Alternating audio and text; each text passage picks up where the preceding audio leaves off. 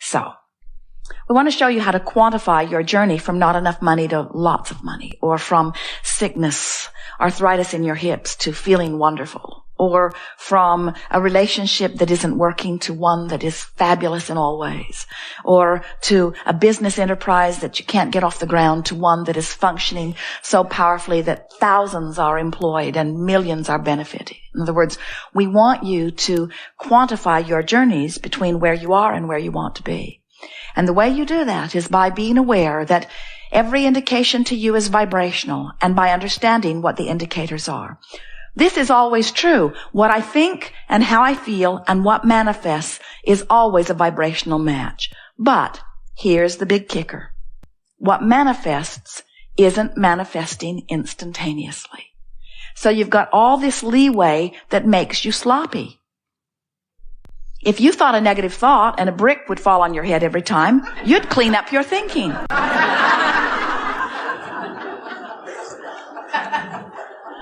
But you're not here to be punished about your thinking. You're here to understand your thinking. You're here to use your thinking, your focus, to create. And it is such a delicious experience to come into conscious awareness that what I'm thinking right now and what I'm feeling about it is setting into motion something in my vibrational future. And what I'm thinking right now, most important, what I'm thinking right now is bringing me close to many things that are already in my vibrational future. Can you see how someone could get their heart broken, and then they could get sick, and then they could lose all of their money, and then they could wreck their car all in the same week? In other words, it's easy to understand how they get focused in that place of despair, and then the only thoughts that they have access to are thoughts like that, and so they just beat the drum of it, beat the drum of it, beat the drum of it. And if they've been doing it for a while, then their vibrational escrow is full of all that kind of stuff, and in a very short period of time, they begin manifesting the results of how they've been feeling, you see. So we don't want you to be afraid of your vibrational escrow. It's full of wonderful things, too. But we want you to be aware of what you're doing vibrationally, because we want you to know which way you're going along this journey. We want you to know when you're headed toward what you want or when you're headed away from what you want.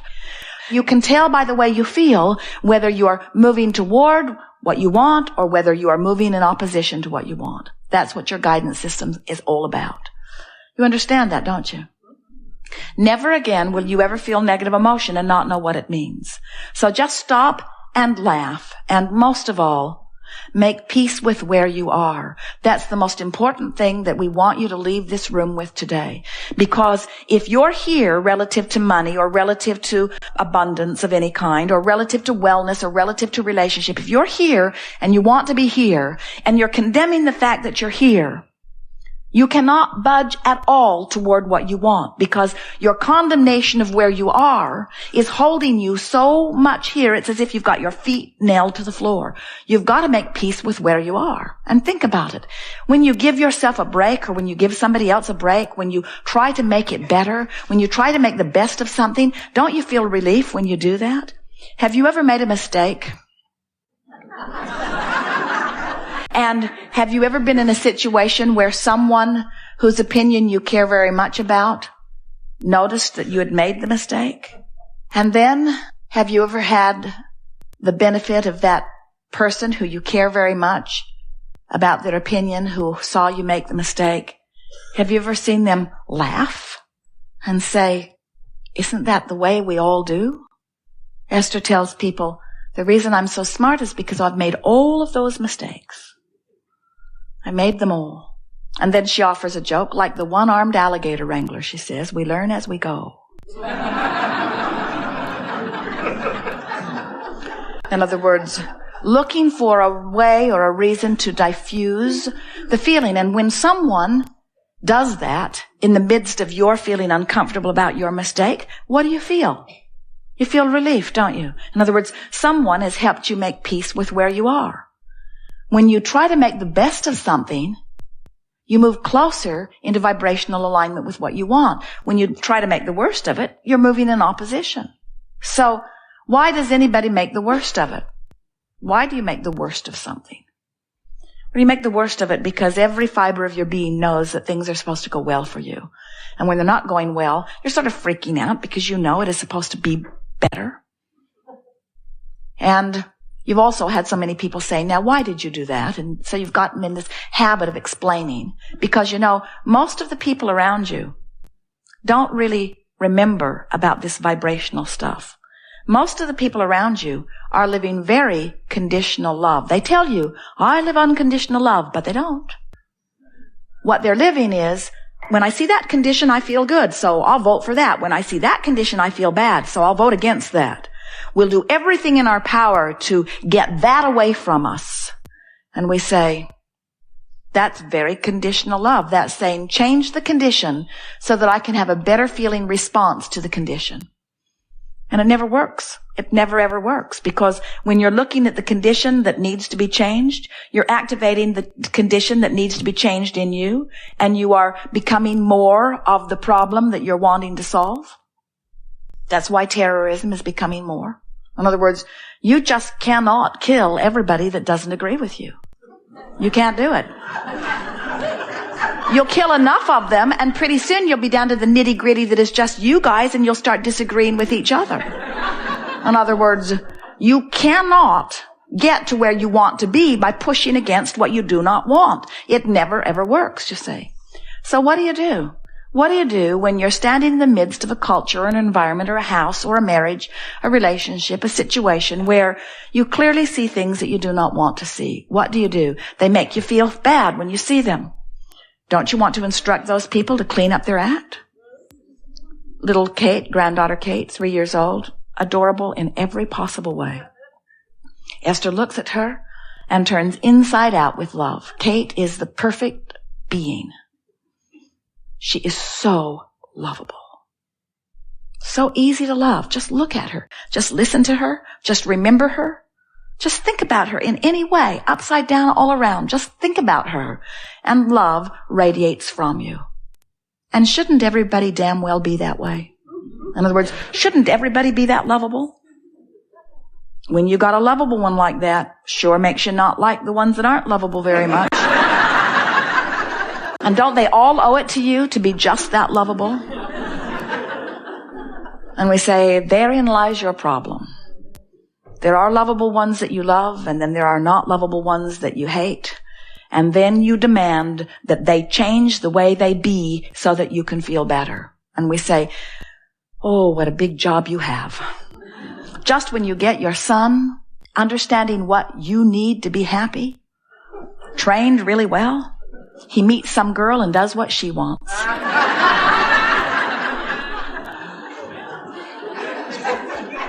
And if your happiness depends upon anybody else performing in any way to please you, it's no wonder you feel out of control, because they're all selfishly oriented too. One of the most humorous things we ever hear is when a very selfish one says to you, don't do that, you selfish one. And what they mean is, don't satisfy your selfishness, satisfy mine. And you just gotta wonder, who gets to decide whose selfishness gets to be satisfied? And we say, Source has decided long ago. Everyone gets to have their selfishness satisfied. Every perspective of self is of paramount importance to Source. And when you are in alignment with your own desire, your world will be perfect. When you think about it, if every point of consciousness standing in every situation were preferring something and Source was answering every preference, then wouldn't the whole be better off? So how is it that you got in competition with one another? How is it that you came to believe that if he gets what he wants, somehow I'm deprived of what I want? Why do you put yourself in competition for the same prize when the resources are infinite? In fact, the resources expand exponentially to the percentage or the perfection of your desire. When you want it, if this time-space reality has given you the facility to desire it, to identify it, to want it, this time-space reality has the facilities to provide it for you in manifestation. You couldn't want it if it wasn't possible to get it, you see. So when you understand that you are not in competition for any resources at all, you never say, well, I have been well for the last 10 years, 20 years, 30 years. I've been well for as long as I can remember. So I'm going to be sick for the next 10 years and allow some poor sick person to have my share of wellness. You don't do that, do you? Why not? because you don't see the relationship between your receiving of the wellness and their not receiving of it. You don't think you're sucking up the wellness. And yet, relative to abundance or money, you often think that the rich guy's getting more than his fair share. So you want to chop up the pie and distribute it evenly, only to discover that it all ends up back in his pile again really soon. So you divide it all up and spread it all out evenly again. It all ends up over in his pile again very soon. And you say, what's going on? I must not be worthy. And we say, no, you're just beating the drum of not enough money. He's beating the drum, money comes easily to me. He's beating the drum that says, they can't take it away from me as fast as I can earn it. He's beating the drum that says, this is an abundant universe and all good things come to me. And it's fun to figure out how to let it in. And I'm not taking score of my well-being by my money. I'm taking score of my well-being by how good I feel. And this is really fun. I'm really enjoying the money flowing into my experience. It's a poor guy over here saying, you've got all the money. You've got all the money. How come you've got all the money? Why do you think he's got all the money? You get a few billion people complaining that he's got all the money. Sure, he's going to get all the money. In other words, the things you vote most against, you're really voting for the other side. When you vote against somebody, when you push really hard against something that you do not want, you're holding yourself in vibrational discord to something that you do want. In other words, you help the other guy win over and over and over and over in pushing against what you do not want. Well, this has been fun. We are eager to talk with you about anything that is important to you. We want to help you to realize that you are the creator, that you are the vibrational attractor, that you have guidance within you, and we will show you how to move up the emotional scale. Can you separate the pain that you're feeling in your body from the emotion that you're having about it? Is it possible to hurt in your body and feel hopeful? It is. And when you separate the emotion from the physical action state of being, is it possible to be bound in traffic that is not moving at all and be happy? Or when you're bound in traffic that is not moving at all, to just owe it to the world to be frustrated out of your mind? Frustrated out of your mind, practice it often enough, and you will be bound in traffic everywhere you go, even where there usually is not traffic that is binding. The universe will find a way of helping you to rendezvous. You'll brush your teeth just that much longer. You'll take that one more phone call, or you'll forget what you're doing and turn left instead of right, and you'll find yourself right in the middle of what you've been practicing vibrationally. But if you're sitting in traffic and you're enjoying what you're hearing on the radio or on your tape player, if you are sitting in traffic and you're singing with your kids, looking at the flowers out the window, making the best of your moment, making peace with where you are and choosing your vibration rather than letting the conditions choose your vibration. In other words, you're doing your own thinking. You're not just responding to conditions. You're thinking in spite of conditions or along with conditions. Can you feel the difference? When you start thinking, regardless of the conditions will change. But if you only think about the conditions, nothing can change for you. You see it, you comment on it, you see it, you think about it, you see it, you tell others about it, you see it, you remember it, you see it, you comment on it, you see it, you tell others about it, and then it actualizes around you and you say, well, it's true. Shouldn't I tell the truth? And we say there are plenty of truths that make your heart sing and plenty of truths that make you feel sad. Tell the truths that make your heart sing and ignore the rest. Easier said than done, we know, but that is your work. Your work is to care so much about the way you feel that you are not willing to put up with anything that doesn't feel good. Not anything. Not a squeal in your sound system. Not a nagging wife.